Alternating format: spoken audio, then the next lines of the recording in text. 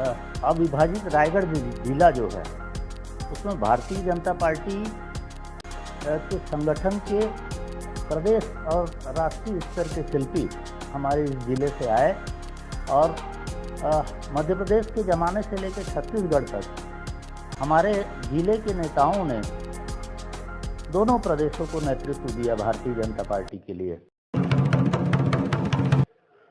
नमस्कार, जय हिंद, जोहार, जय छत्तीसगढ़। मैं विनय पांडे और आपने देखना शुरू कर दिया है मुनादी चौपाल।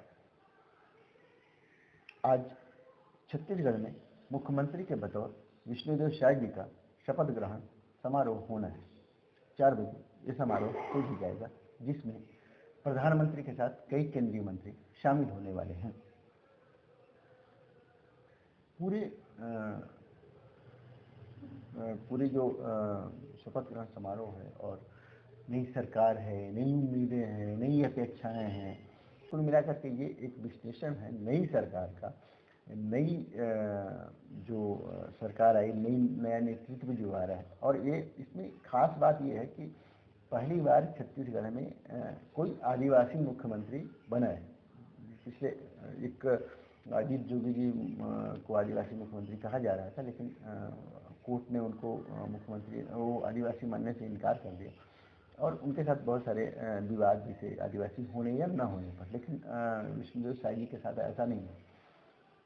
एक बड़ी बात ये भी है कि जसपुर से ही आदिवासी मुख्यमंत्री बनाने की मांग सबसे पहले उठी थी और उठाया था तत्कालीन भाजपा नेता नंद कुमार साय।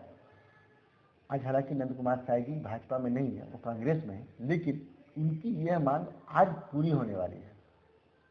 आदिवासी मुख्यमंत्री होने से राज्य को कितना फायदा होगा, क्या होगा, इन सब चीज़ों पे हम बात करने के लिए हम मौजूद हैं। वरिष्ठ नेता हैं मुकेश जैन जी। इससे बढ़कर ये थोड़ा सा इंटेलेक्चुअल व्यक्ति भी हैं जो बहुत सारी चीज़ों को अच्छे से एनालाइज कर सकते हैं। तो यह आपका स्वागत है। और सबसे पहले नई सरकार है, नई उम्मीदें हैं, लोगों की नई अपेक्षाएं भी ज़्यादा होंगी। किस तरह से देखते हैं पूरे सिनेरियो को आप? देखिए विनय जी, भारतीय जनता पार्टी अपने घोषणा पत्र को लेकर के इस चुनाव में आम जनता के बीच समर्थन पाने के लिए गई थी और छत्तीसगढ़ की जनता ने भरपूर समर्थन भारतीय जनता पार्टी को दिया और इसी की परिणति है कि आज 24 विधायक के साथ भारतीय जनता पार्टी सरकार बनाने की ओर अग्रसर है और कुछ ही देर में माननीय मुख्यमंत्री के रूप में विष्णुदेव साय जी शपथ ग्रहण करेंगे और इसी के साथ ही सरकार बनने की प्रक्रिया आगे चलेगी। तो निश्चित रूप से जो घोषणा पत्र में जिन बिंदुओं का उल्लेख भारतीय जनता पार्टी ने किया है उसको पूर्ण करने का दायित्व इस नई सरकार के पास रहेगा और निश्चित रूप से भारतीय जनता पार्टी अपने घोषणा पत्र में किए गए वादों को ज़मीन पर उतारेगी और इसके लिए हम आश्वस्त हैं कि जनता की उम्मीदों पर भारतीय जनता पार्टी की यह सरकार खरी उतरेगी। पहली बार आदिवासी मुख्यमंत्री बनाने के मायने क्या है? देखिए, भारतीय जनता पार्टी समाज को जातीय वर्गों में विभाजित करके नहीं देखती है। ये अलग बात है कि आज भारतीय जनता पार्टी की सरकार के मुख्यमंत्री के रूप में आदिवासी चेहरे विष्णुदेव साय शपथ ग्रहण करने जा रहे हैं, लेकिन वो केवल आदिवासी वर्ग का ही प्रतिनिधित्व नहीं कर रहे हैं बल्कि छत्तीसगढ़ की समस्त जनता का प्रतिनिधित्व कर रहे हैं। वे एक बहुत अनुभवी और बहुत ही कुशल नेता हैं और बेहद सरल स्वभाव के हैं, आम लोगों से जुड़े हुए नेता हैं, इसलिए आम लोगों की अपेक्षाओं और उम्मीदों को भी समझते हैं और निश्चित रूप से उनके नेतृत्व में भारतीय जनता पार्टी एक अच्छी सरकार, जनता के अनुरूप सरकार देने में सक्षम होगी। 23 साल से ये मांग उठती रही, आदिवासी मुख्यमंत्री बनाए जाने की मांग 23 साल से उठ रही थी। बीच में 3 साल के लिए अजीत जोगी आए भी तो कंट्रोवर्शियल आदिवासी थे। मतलब अभी कोर्ट ने भी कह दिया शायद कि वो आदिवासी नहीं है, वो उनके होने ना होने पर उनके जाति प्रमाण पत्र को अवैध घोषित कर दिया। तो अब जबकि ये मांग बहुत पहले से उठ रही थी, उसको फुलफिल करने का काम भाजपा ने किया है। और जिसने सबसे पहले ये मांग उठाई थी नंद कुमार साहब, वो आज भाजपा में नहीं है, आज वो कांग्रेस में है, कांग्रेस के नेता है।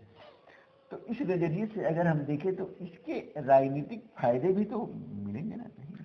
देखिए, भारतीय जनता पार्टी ने आप देखेंगे राज्य के स्तर पर भी देखिए और राष्ट्रीय स्तर पर भी देखिए, भारतीय जनता पार्टी का हमेशा ये प्रयास रहा है कि सरकार में हो या संगठन में हो, समाज के सभी वर्ग का प्रतिनिधित्व उसमें हो। इस बात की चिंता और इस बात का प्रयास भारतीय जनता पार्टी का हमेशा से रहा है। छत्तीसगढ़ का जहाँ तक सवाल है, जैसा कि आपने कहा कि आदिवासी मुख्यमंत्री की मांग उठती रही है, हमारे यहाँ कभी भी नेतृत्व के विषय में कोई ऐसी संकीर्ण विचारधारा के साथ पार्टी कभी नहीं चली कि किसी अमुक वर्ग का ही व्यक्ति अगर मुख्यमंत्री हो जाएगा तभी उस वर्ग का कोई कल्याण होगा। निश्चित रूप से हर वर्ग के लोगों में ये अपेक्षा जरूर रहती है कि उनके वर्ग का नेता जो है वो लीड करे। 2016 में भी एक कैंपेन टाइप का चला था, जहां नंद कुमार साय के नेतृत्व में रामविचार नेताम, रामसेवक पैंसला जैसे लोग इकट्ठा हुए थे और कहा गया था कि ये आदिवासी मुख्यमंत्री बनाए जाने की मांग को लेकर के इकट्ठा हुए। ये चीजें तो चलती रही, पार्टी के अंदर बाहर भी चलती रही। कांग्रेस में भी ये मांग उठी कि आदिवासी मुख्यमंत्री बनाए जाने की मांग कांग्रेस में भी उठती रही, भाजपा में भी उठती रही। क्योंकि आदिवासी बाहुल्यता है आदिवासियों की यहाँ पे इस राज्य में, तो ये संभवतः स्वाभाविक भी है कि ऐसी मांग उठे या उठ रहा था। अब फुलफिल करने की बात है, यहाँ फुलफिल हो रहा है ये बात। तो और फुलफिल होने की बात इसलिए भी क्योंकि आपका सबसे ज़्यादा जो मैंडेट मिला है वो जो सबसे ज़्यादा आपको सीटें आई हैं सरगुजा और बस्तर से ही आई हैं, जो आदिवासी बाहुल्य इलाका है। तो ऐसे में तो आप मतलब कहीं ना कहीं इस काम से सदता है ना, आदिवासी वोटर भी सदता है। नहीं, मैंने जैसे अभी ही कहा कि स्वाभाविक रूप से हर समाज का जो भी अलग अलग वर्ग है वो चाहता है कि उसको प्रतिनिधित्व बने और उसका जो नेता है वो लीड करे, ये स्वाभाविक है। और जैसा आपने बताया कि ये आदिवासी बहुल प्रदेश है, तो आदिवासी वर्ग में भी ये भावना होना स्वाभाविक बात है कि उसके वर्ग से नेता आए। लेकिन आप देखेंगे भारतीय जनता पार्टी की सरकार, चाहे डॉक्टर रमन सिंह जी की सरकार हो और अभी वर्तमान में जो सरकार बनने जा रही है, इसका स्वरूप भी तो कुछ देर में सामने आ जाएगा। डॉक्टर रमन सिंह सरकार में भी आदिवासी वर्ग से सर्वाधिक मंत्री रहे और एक बड़ा प्रतिनिधित्व आदिवासी वर्ग को मिला था। इस प्रदेश में संगठन के मुखिया सरकार में रहते हुए आदिवासी वर्ग से रहे। तो ये बात अपने आप में बहुत बेमानी सी है कि किसी भी समय भारतीय जनता पार्टी ने किसी वर्ग का ध्यान नहीं दिया। भारतीय जनता पार्टी हर वक्त सभी वर्गों को साथ में लेकर के एक बेहतर सरकार दे, ये प्रयास उनका रहा। अभी जो चुन करके आया है विधायक दल का मंडल, उसने माननीय विष्णुदेव साय को अपना नेता चुना है और वो आदिवासी वर्ग से आते हैं। तो पूरे प्रदेश के मुखिया हैं, तो आदिवासी वर्ग के साथ ही समाज के हर वर्ग को उनके नेतृत्व में आगे बढ़ने का पर्याप्त अवसर मिलेगा, ऐसा मैं मानता हूँ। पॉलिटिक्स से इधर एक सवाल जो पूछा जाता है, जैसे यहाँ के आदिवासी मुख्यमंत्री हो गए, आदिवासी राष्ट्रपति आपने बना दिया, कभी कभी ये सिगुफा भी छोड़ा जाता है कि हमने दलित को बना दिया, ये बना दिया, वो बना दिया। ऐसे एक व्यक्ति को एक बड़ा पद देने से क्या समाज का हित होता है? व्यापक परिप्रेक्ष्य में ये बात है, ये सवाल है, ये थोड़ा सा पॉलिटिक्स से हट के भी ये सवाल है। समाज के हर वर्ग का, जैसा मैंने कहा कि ये अपेक्षा रहती है कि उसका नेता या उसी वर्ग से कोई नेता आगे आए और उनका नेतृत्व करे। तो भारतीय जनता पार्टी ने माननीय नरेंद्र मोदी जी के नेतृत्व में जो सरकार काबिज हुई, तब से भी और उससे पहले भी ये प्रयास होते रहे हैं कि समाज के हर वर्ग को पर्याप्त प्रतिनिधित्व मिले। और उसी तारतम्य में आप देखेंगे कि पहली बार जब राष्ट्रपति चयन का अवसर मिला तो गोविंद राम कोविंद को राष्ट्रपति बनाया गया या राष्ट्रपति के रूप में उनका चयन किया गया, और दलित वर्ग से आते थे। अभी एक महिला और आदिवासी वर्ग से आने वाली महामहिम द्रौपदी मुर्मू जी को राष्ट्रपति बनाया गया है। तो भारतीय जनता पार्टी समाज को, पूरे राष्ट्र को ये संदेश भी देना चाहती है इन माध्यमों से कि समाज के, राष्ट्र के बड़े से बड़े पद पर समाज के हर वर्ग का व्यक्ति और अंतिम पंक्ति में खड़ा हुआ व्यक्ति भी आ सकता है, और ये देश सबका अपना देश है, सबको प्रतिनिधित्व करने का पर्याप्त अवसर है। ये संदेश भारतीय जनता पार्टी ने अपने इन कदमों से दिया है। ऐसे कदमों से समाज पे, क्या उस समाज पे, जिस समाज का व्यक्ति बड़े पद पे जाता है, उस पर कितना प्रभाव पड़ता है? निश्चित रूप से उस समाज का आत्मविश्वास बढ़ता है। हमारे यहाँ समाज जब विकास क्रम में आगे बढ़ा तो कुछ वर्ग उस विकास की मुख्य धारा में कुछ पिछड़ गए। उनको तरह तरह से आगे बढ़ाने के प्रावधान समय समय पर होते रहे, लेकिन फिर भी ये कमी रह जाती थी कि उस वर्ग को यह एहसास नहीं होता था कि उसका कोई अपना नेता जो है वो सर्वोच्च पद पर है। तो इन दो प्रयासों से ये बात निश्चित रूप से है कि उस समाज वर्ग को भी ये लगा कि हमारे समाज वर्ग को भी जो सर्वोच्च पद है वो मिल सकता है, और उसका आत्मविश्वास बढ़ा।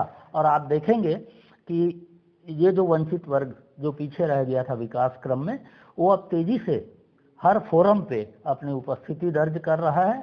और एक कहते हैं ना, विविधताओं का देश है। इस विविधताओं के देश में एक समरूप ढंग से समाज आगे बढ़ रहा है, और इसके प्रयास माननीय मोदी जी के नेतृत्व में जो हुए हैं वो बेहद प्रभावकारी प्रयास हैं। और समाज के हर वर्ग को ये उम्मीद है कि माननीय मोदी जी के नेतृत्व में ये देश और देश का हर वर्ग अवसरों का पर्याप्त दोहन करने में सक्षम है। अच्छा, अब फिर से वापस आते हैं आज के शपथ ग्रहण पे। रायगढ़ रीजन से, अगर मतलब पुराना रायगढ़ जिला अगर हम बोलें तो रायगढ़ जिसको एक ही था, अविभाजित जिला जो था, तो वहाँ से मुख्यमंत्री बनाया गया है। आई थिंक पहली बार, एक बार 1969 में नरेश चंद्र जी को बनाया गया था, वहाँ सारंगढ़ राजा था। अभी विष्णुदेव साय जी को बनाया गया। ये बहुत दिनों के बाद ये ऐसा अवसर हुआ। उनको बहुत ज़्यादा समय नहीं मिला था, इनको संभवतः 5 साल पूरा समय मिलेगा। इससे यहाँ के विकास पे क्या असर होने वाला है? देखिए, 2000 में छत्तीसगढ़ बना, और छत्तीसगढ़ को अभी बहुत लंबा समय नहीं हुआ है, इसलिए यहाँ पर अब तक छत्तीसगढ़ ने 3 मुख्यमंत्री देखे थे। ये चौथे मुख्यमंत्री के रूप में विष्णुदेव साय जी आज शपथ ग्रहण करने जा रहे हैं। विष्णुदेव साय जी ने बहुत लंबे समय तक अविभाजित जिले में तपकरा विधानसभा का प्रतिनिधित्व किया, रायगढ़ लोकसभा क्षेत्र का प्रतिनिधित्व किया, और यहाँ की ज़रूरतों, यहाँ की समस्याओं से वे बहुत अवगत हैं। और निश्चित रूप से आदमी जिस क्षेत्र से जुड़ा रहता है या जिस क्षेत्र से उसकी राजनीति जुड़ी रहती है, उसको भली भांति जानता समझता है। और जब उसको अधिकार मिलते हैं तो उसका ये प्रयास भी रहता है कि उस क्षेत्र का सर्वांगीण विकास हो। एक भावनात्मक रूप से भी आम जनता में ये भाव उत्पन्न होता है कि भाई हमारे क्षेत्र का सीएम है तो हमारे क्षेत्र का तेजी से विकास होगा। लेकिन एक मुख्यमंत्री का दायित्व पूरे प्रदेश को साथ में लेकर के चलना रहता है, और उस नाते विष्णुदेव साय जी निश्चित रूप से प्रदेश के हर वंचित कोने को विकास की मुख्य धारा से जोड़ेंगे, और उसी में रायगढ़ की बेहतरी के लिए, चूंकि यहाँ की ज़रूरतों समस्याओं को समझते हैं, तो निश्चित रूप से रायगढ़ की बेहतरी के लिए भी कुछ ठोस योजनाएं और बनेंगी, और रायगढ़ विकास क्रम में तेजी से आगे बढ़ेगा। अविभाजित रायगढ़ जिला जो है, उसमें भारतीय जनता पार्टी के संगठन के प्रदेश और राष्ट्रीय स्तर के शिल्पी हमारे इस जिले से आए और मध्य प्रदेश के ज़माने से लेकर छत्तीसगढ़ तक हमारे जिले के नेताओं ने दोनों प्रदेशों को नेतृत्व दिया भारतीय जनता पार्टी के लिए। आप देखेंगे तो पहली बार जब सरकार बनी भाजपा नित, तो उसमें छत्तीसगढ़ से मंत्री बनने का अवसर दिया गया। तो यहाँ से नरहरि साय जी को, जो अविभाजित रायगढ़ जिले के थे, उनको अवसर मिला। उसके बाद मध्य प्रदेश में नेता प्रतिपक्ष के रूप में माननीय नंद कुमार साय जी को अवसर मिला। मध्य प्रदेश के अध्यक्ष के रूप में माननीय लखीराम अग्रवाल जी।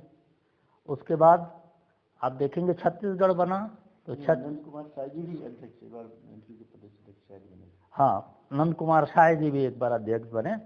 छत्तीसगढ़ बना, छत्तीसगढ़ में भी नेता प्रतिपक्ष भी और प्रदेश अध्यक्ष भी हमारे जिले के विष्णुदेव साय और नंद कुमार साय जी बने। और उसके बाद जब दोबारा सरकार बनने का अवसर मिला तो माननीय दिलीप सिंह जूदेव जी को केंद्रीय मंत्रिमंडल में स्थान मिला। माननीय नरेंद्र मोदी जी के नेतृत्व में जो पहली सरकार 2014 में बनी, उसमें भी छत्तीसगढ़ से एकमात्र मंत्री के रूप में माननीय विष्णुदेव साय जी को प्रतिनिधित्व दिया गया। अभी जो सरकार चल रही थी, इस सरकार में भी हमारे यहाँ से छत्तीसगढ़ से मंत्रिमंडल में स्थान के लिए विष्णुदेव साय जी जब निवृत्त हुए तो विष्णुदेव साय जी को फिर प्रदेश की कमान दी गई। और प्रदेश की कमान दिए जाने के बाद में अभी जब नई सरकार बन रही है, इस नई सरकार के मुखिया का नेतृत्व भी हमारे ही जिले के विष्णुदेव साय जी को मिल रहा है। तो हम ये कह सकते हैं कि मध्य प्रदेश से लेकर छत्तीसगढ़ तक इस प्रदेश को नेतृत्व देने वालों में अधिसंख्य लोग हमारे जिले से आए, और इसलिए इस जिले का महत्व मध्य प्रदेश के ज़माने में भी राजनीतिक रूप से बहुत जोरदार रहा, और अभी भी राजनीतिक रूप से छत्तीसगढ़ को नेतृत्व देने में भी हमारे यहाँ के ही जो नेता हैं वो अग्रिम पंक्ति में हैं। तो निश्चित रूप से रायगढ़ एक राजनीतिक ताकत तो है ही। तो थैंक यू भैया। और इसी अपेक्षा के साथ कि रायगढ़ क्षेत्र के, रायगढ़ जसपुर क्षेत्र के अगर मुख्यमंत्री हैं तो यहाँ का विकास में तेजी आएगी। अगर वो पहले आदिवासी मुख्यमंत्री हैं तो आदिवासियों के विकास में भी तेजी आएगी, उनका ही जो विकास का जो क्रम है वो दिखेगा। इसी अपेक्षा के साथ हम बात समाप्त करते हैं। तो देखते रहिए मुनादी चौपाल और पढ़ते रहिए मुनादी.com, द वॉइस ऑफ